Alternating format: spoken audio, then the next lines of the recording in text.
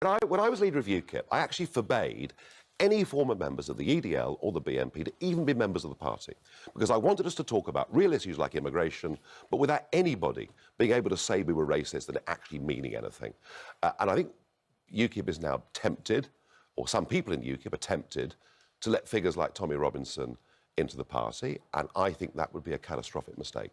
They appear to be particularly fixating on Islam and the risk, as they see it, of Islamic extremists. Is that the right strategy? It's not what you did. No, I think if you're worried, concerned about the growth of Islamic extremism, if you're conscious that we've rather turned a blind eye in this country to some of the horrible things that have gone on that should have been gripped and dealt with earlier, I think that's fine. I think if a political party starts to become fixated on Islam as a religion, yeah, which some people would say is as opposed to UKIP, extreme radical jihad, then they are two different things. And if UKIP goes down the path of choosing to be an anti-Islamic political or an party, anti-Muslim party, well, you would sever all your links with it. Well, it just doesn't make any sense. I mean, either you believe in religious tolerance and freedom, or you don't. And just, I'm asking you would think if they did that, you would be able to associate. Well, I hope they won't make that mistake. Right.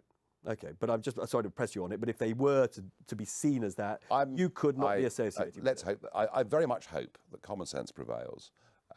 It's really interesting. What I did as leader of UKIP was I took on a couple of areas that were not allowed for debate in polite society. I think we should leave the European Union. Well, he wouldn't get a second dinner invite. No, but really, because it was mad and bad to even suggest it. And of course, immigration had been a very difficult argument in this country ever since 1968. Ever since Powell's Rivers of Blood speech, even discussing immigration was a very difficult thing to do. And what I tried to do with UKIP, and tried my damnedest to do with UKIP, was to make sure that we did not have extremists within the organisation. I banned anybody who'd ever been a BNP member from even joining the party. I tried to make sure that we could make the arguments, but without being tainted with the extremes. And I would advise UKIP, do not become a party that campaigns on religion, and do not become a party that gives a backdoor in to some very extreme elements. It just won't work. Tommy Robinson, he's been jailed for contempt of court. Hundreds of thousands, I looked yesterday, more than 600,000 people have now signed a petition calling for his release. What does that tell us about this country? It tells us that people are getting quite scared. They're getting scared of what's happening in many of their communities. They're getting scared about division. And their lives are being fundamentally changed by bad government policy, by state-sponsored multiculturalism, and people are scared about it. And all they say, and I've spoken to them.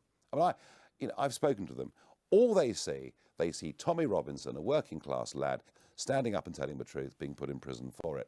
Tommy Robinson, it's a name you will all have heard of, former leader of the English Defence League, and, a very high-profile and controversial figure.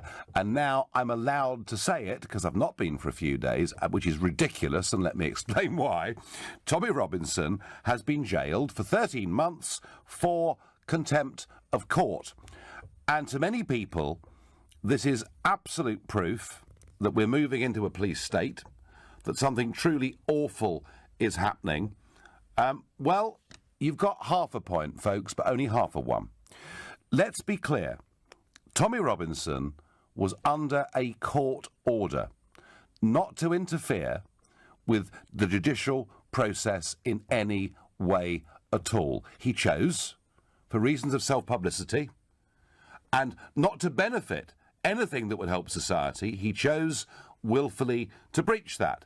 He was warned that he was in breach of that, decided to continue. Frankly, the judge had almost no choice but to give him a jail sentence. So I think Robinson, frankly, was out there asking for trouble, and I don't think it was a very bright thing to do. Now, against that, let me just say that there does appear to be a very strong desire and willingness amongst much of the police and our judiciary to clamp down on people who make certain criticisms in society. And we are not dealing here with a level playing field. The whole point about religious freedom and tolerance is we should all be able to criticise and even mock each other. And I do worry that we're moving into a position where you can criticise some groups in society but not criticise others.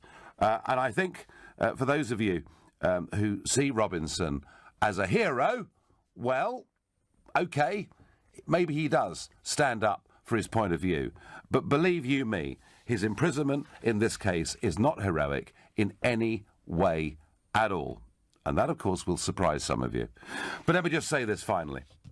The fact we weren't allowed to talk about this for several days because of reporting restrictions is just a nonsense, because the internet has been awash with it. And the reason is the legislation covering reporting restrictions came in 1982 when, well, hardly anybody even had a computer back in 1982, let alone the internet. And we're in this ridiculous world where newspapers, television stations, radio stations are told, under reporting restrictions, they can't discuss some things, but out there on Facebook and Twitter and Instagram or whatever it is, there's a big open discussion going on. It's a nonsense, and I do feel that what I've just said about Robinson, I'd much rather have said at the end of last week than having to wait legally until today. Something fundamental needs to change with our reporting laws. The internet has changed the game.